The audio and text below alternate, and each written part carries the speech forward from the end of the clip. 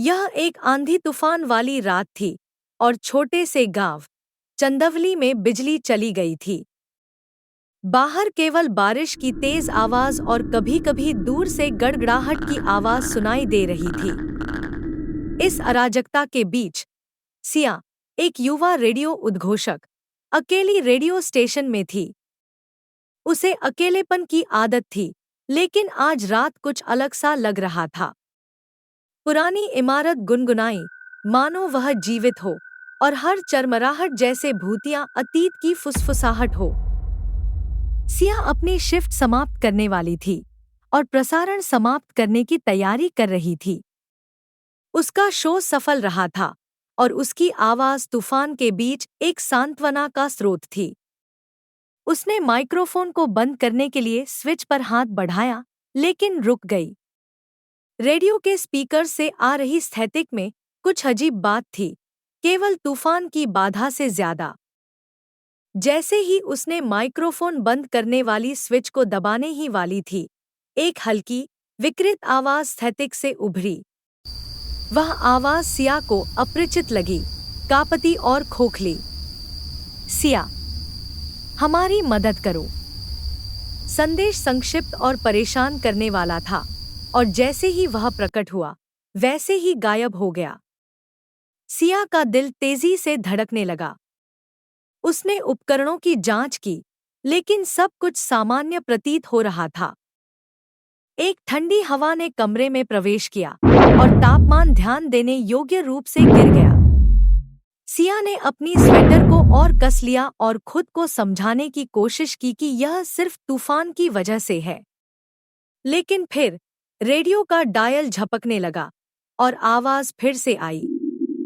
हम फंसे हुए हैं पुरानी टॉवर में।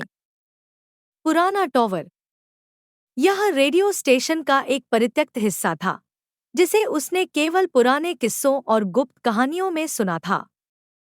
कहानियों के अनुसार इसका उपयोग युद्ध के दौरान गुप्त प्रसारण के लिए किया गया था, लेकिन अब यह बंद और भुला हुआ था। वहां जाने का विचार ही सिया को असहज कर रहा था, लेकिन आवाज में जो आपातकालीनता थी, वह उसे आगे बढ़ने के लिए मजबूर कर रही थी। सिया ने एक टॉर्च उठाई और बेसमेंट की ओर बढ़ी, जहां टॉवर का प्रवेश द्वार था। सीढ़ियां उसके वजन से चरमराई और अंधेरा टॉर्च की रोशनी को निगल रहा था। तापमान लगातार गिर रहा था और उसकी सांसें ठंडी हो गई थी। उसने पुरानी, जंग लगी दरवाजा को पाया। यह लॉक था, लेकिन चाबी एक छिपे हुए डिब्बे में डेस्क के नीचे रखी गई थी। कांपते हाथों से उसने चाबी निकाली और दरवाजा खोला। दरवाजे की हिंगे जोर से कर्राई और उसने एक संकीर्ण सीढ़ी देखी, जो ऊपर की ओर जाती थी। सिया ने सीढ़ियां चढ़ना शुरू किया, हर कदम एक डरावनी गूंज के साथ। हवा भारी और बंद पड़ी थी, और वहां का माहौल सड़ा हुआ था। ऊपर पहुंचने पर उसने एक छोटी, धूल भरी कमरे में पुराना रेडियो उपकरण देखा। कमरे में टॉर्च की रोशनी से केवल अंधेरे और भयानक परछाइयां बन रही थी। अचानक रेडियो उपकरण ने जीवन की सांस ली। वही चिंतित आवाज स्पीकर से आई, लेकिन इस बार उसमें खरोंच और फुसफुसाहट की एक ठंडी आवाज भी थी। सिया, तुम्हें यहां नहीं आना चाहिए था। शब्द उसके चारों ओर तैरने लगे, हर एक और भी डरावना बनता गया।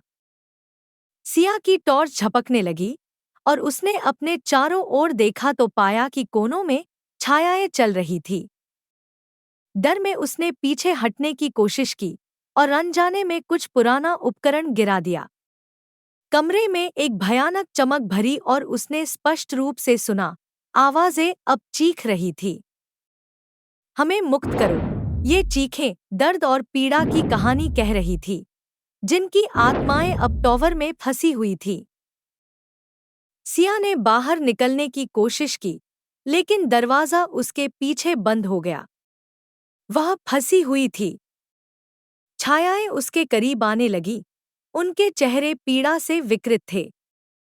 एक अंतिम साहसिक प्रयास में उसने पुराने रेडियो ट्रांसमीटर को पकड़ लिया और एक अंतिम संदेश प्रसारित किया, मदद!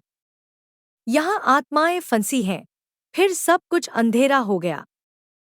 अगली सुबह तूफान खत्म हो चुका था और बिजली वापस आ गई थी। रेडियो स्टेशन के कर्मचारी पहुंचे और देखा कि स्टेशन खाली और भयानक रूप से शांत था। सिया का कोई पता नहीं चला।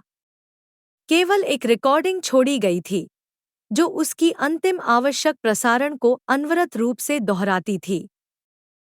चंदवली के निवासी कभी-कभी उसी स्थैतिक भरे प्रसारण को रात के समय सुनते हैं, यह भयानक याद दिलाने के रूप में कि पुराने टॉवर में आत्माएं फंसी हुई हैं।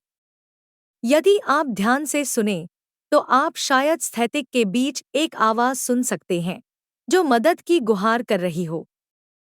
और यदि आप बहादुर हैं, तो आप खुद को पुराने रेडियो स्टेशन की ओर खींचा हुआ पा सकते हैं, जहां जीवित और मृत के बीच की सीमा बहुत पतली होती है।